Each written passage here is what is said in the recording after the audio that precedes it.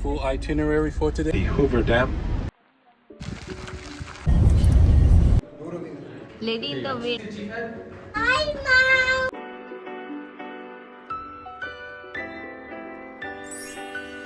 Circus and Bellagio.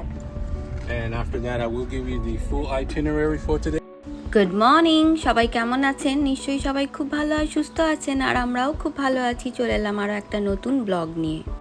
ভোর 4টের সময় আমাদেরকে এই শাটলটা তুলেছে লাস ভেগাস হোটেল থেকে। আমরাই ছিলাম এদের ফার্স্ট প্যাসেঞ্জার। এখন 4:30 মতন বাজে। প্রায় অনেককেই তুলতে তুলতে অলমোস্ট ভর্তি হয়ে গেছে। আর এই ভোরবেলাকার লাস ভেগাসটাকে আপনাদেরকে একটু একটু ঘুরিয়ে দিচ্ছি। কেমন লাগছে দেখুন। এখনও মনে হচ্ছে না যে এই সিটিটা ঘুমাচ্ছে, মনে হচ্ছে এখনও সবাই জেগে আছে। রাস্তাতেও প্রচুর লোক। এখানে সানরাইজ হয়ে যায় প্রায় 5টার আগেই, তাই দেখুন এখন 6টা কি 6:30 বাজবে হার্ডলি, কিন্তু দেখুন মনে হচ্ছে কতখানি বেলা হয়ে গেছে। এই 7টা 7:30টার সময় এই যে এখানে একটা গ্যাস স্টেশনে দাঁড়িয়েছে। নবনীতার চোখ এখনও খোলেনি। অনেকে এখান থেকে চা কফি টুকটাক ব্রেকফাস্টও কালেক্ট করে নিয়ে আবার উঠে পড়বে শাটেলে। ওই যে আমাদের শাটেলটা দাঁড়িয়ে আছে, শাটেল ছেড়ে দিয়েছে। আমরা এখন ফার্স্ট দেখতে যাচ্ছি হর্সশু বেন্ড। ওখানে আমাদের টাইম আছে 10 to 10:30-র মধ্যে। The Glen Canyon Dam was constructed around the same time as the Hoover Dam, and these dams were both a part of the United States revitalization program to put American workers back to work after the stock market crash of 19. এই horseshoe bend হচ্ছে অ্যারিজোনাতে, আর আমরা Las Vegas থেকে আসছি। মোটামুটি 6 ঘন্টা লাগছে horseshoe bend পৌঁছাতে। এই হর্সশু বেন্ডের সবচেয়ে নিয়ারেস্ট সিটি হচ্ছে পেজ।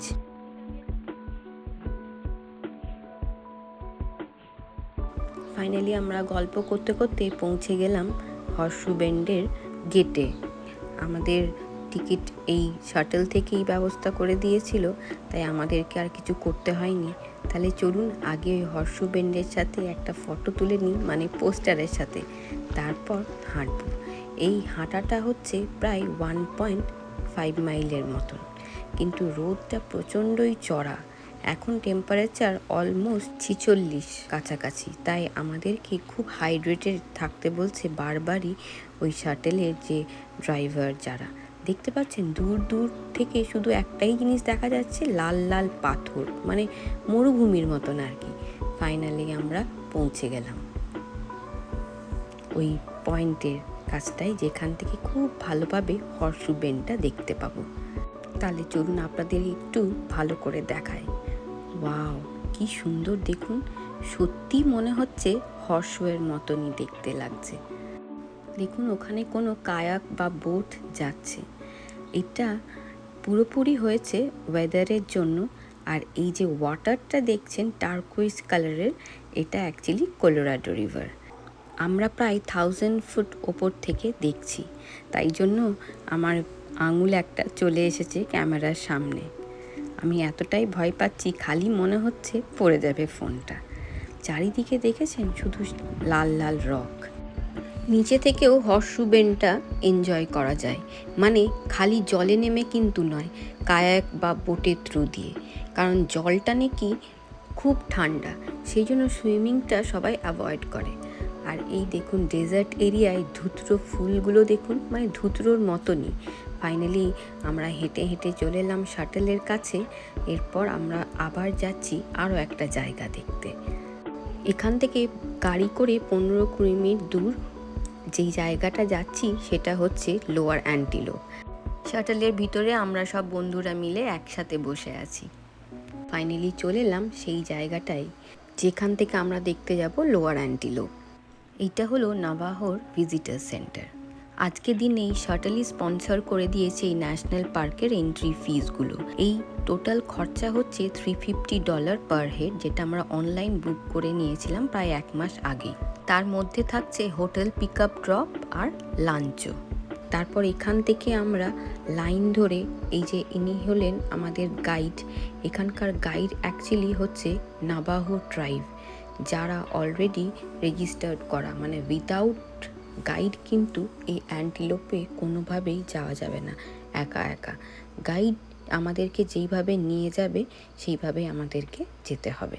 তবে গাইড ভীষণই ফ্রেন্ডলি, আর আমাদেরকে প্রায় ওই 1-1.5 মাইলের মতন হাঁটতে হবে। এখানেও দেখুন সেই একই অবস্থা, চারিদিকটা ডেজার্টের মতন, আমরা সেই বালি দিয়েই হাঁটছি। এই দিক ওদিক ঘুরে বেড়ানো কিন্তু এখানে অ্যালাউড না, মানে নো ট্রেসপাসিং। এক একটা গাইডের আন্ডারে 15টা করে প্যাসেঞ্জার।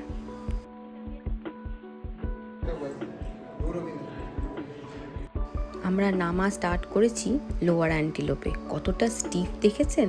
প্রথমে তো আমি ভীষণ ভয় পাচ্ছিলাম, নবনীতা পারবে তো? এতটা স্টিফ। আমাদেরকে ওই গাইড টেকনিক বলে দিল এইভাবে পিছিয়ে পিছিয়ে স্টেজগুলোকে নামতে। এই রকগুলো দেখুন, এইগুলোর জন্যেই তো এই লোয়ার অ্যান্টিলোপ ফেমাস। এইগুলো হচ্ছে নাভাহো স্যান্ডস্টোন।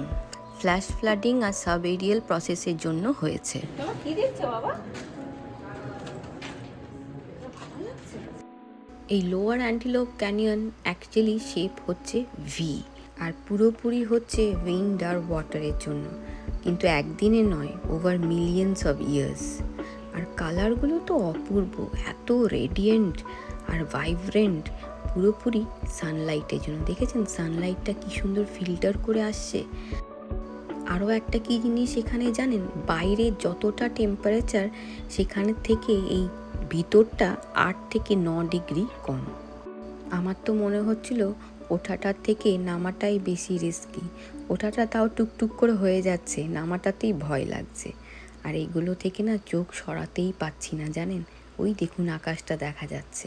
জানি না কতটা ভিডিওতে ক্যাপচার করতে পেরেছি, তবে আমার চোখ দুটো মুগ্ধ হয়ে গেছে। নেচার যে এতটাই সুন্দর, এটা না দেখলে বুঝতাম না। কোথায় হাঁটছো বাবু?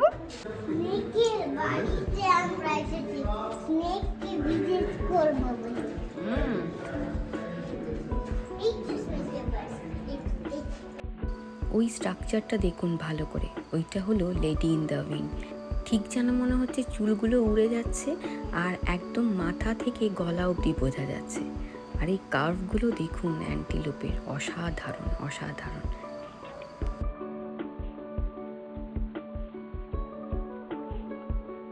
এখানে আরও একটা স্ট্রাকচার দেখুন, ওই দেখুন দূর থেকে আমি জুম করে দেখাচ্ছি। একে বলা হচ্ছে চিফ হেড। বুঝতে পারছেন, সবটাই উইন্ড আর জল দিয়ে বানানো।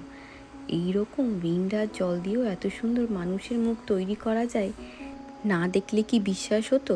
আর এই সরু সরু রাস্তা দিয়ে আমরা কিন্তু বেশ হেঁটে চলেছি। একটু একটু অসুবিধা হচ্ছে। ফাইনালি আমরা অতটা রাস্তা কভার করে এরপর উঠে পড়লাম অ্যান্টিলোপ থেকে। আর এই দেখুন ওঠার রাস্তাটা, ওই ফাঁক দিয়ে মানুষজন উঠছে, কিন্তু দেখে মনেই হচ্ছে না ওটা কিন্তু ওঠার রাস্তা।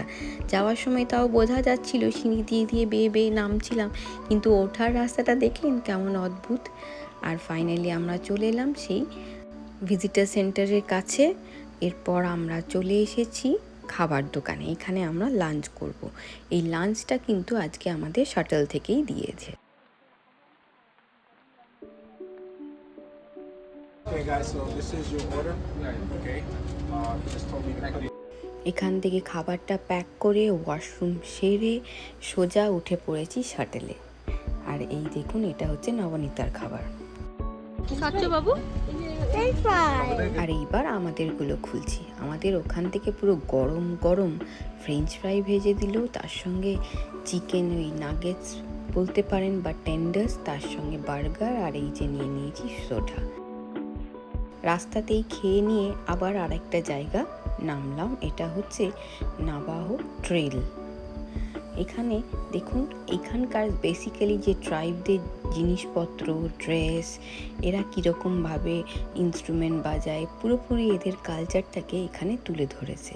কেমন ড্রেস পরে, এদের গিটারগুলোও দেখেছেন কি সুন্দর ডেকোরেটিভ, তাই না? এইটা হলো ট্রেডিং সেন্টার, এখান থেকে অনেকেই কেনাকাটাও করে। ওই ড্রিম ক্যাচারগুলো কি সুন্দর না?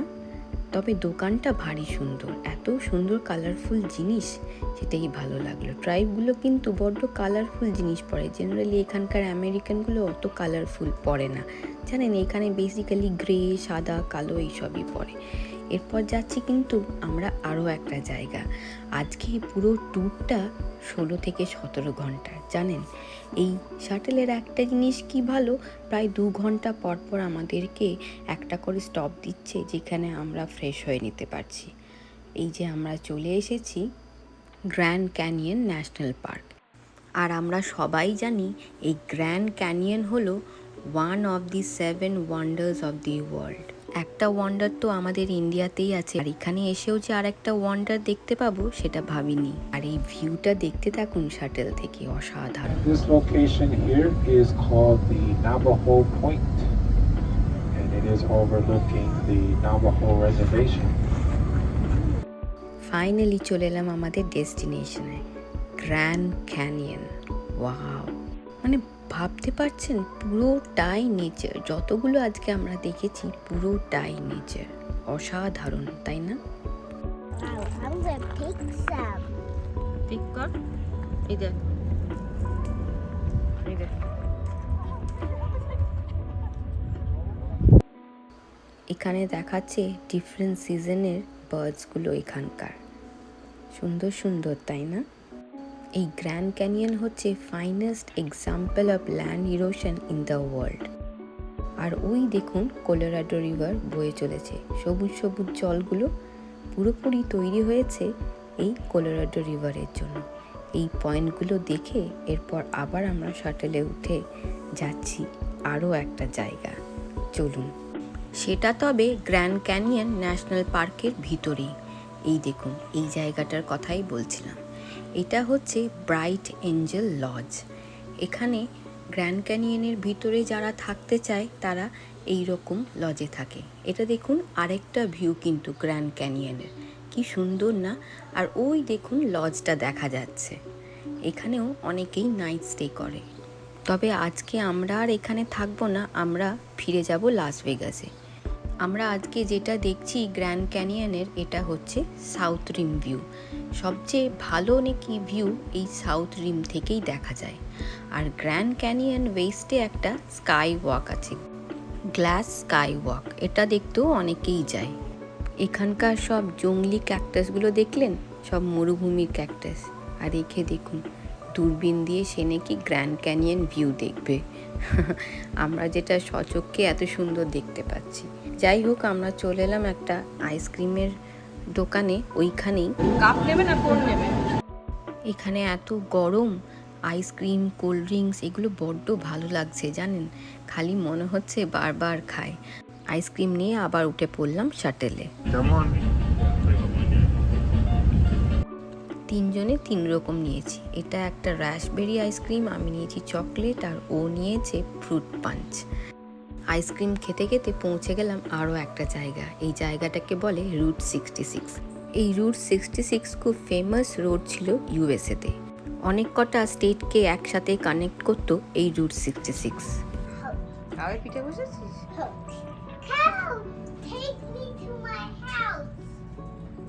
এই রুট 66 খুব পপুলার হয় যখন এইটার নামে একটা গান বেরোয়, get your kicks on route 66। কারের দাঁত দেখেছিস? কত বড় দাঁত? এটা কারের চোখ, ওই দেখ চোখ দেখেছিস? ওই দেখ।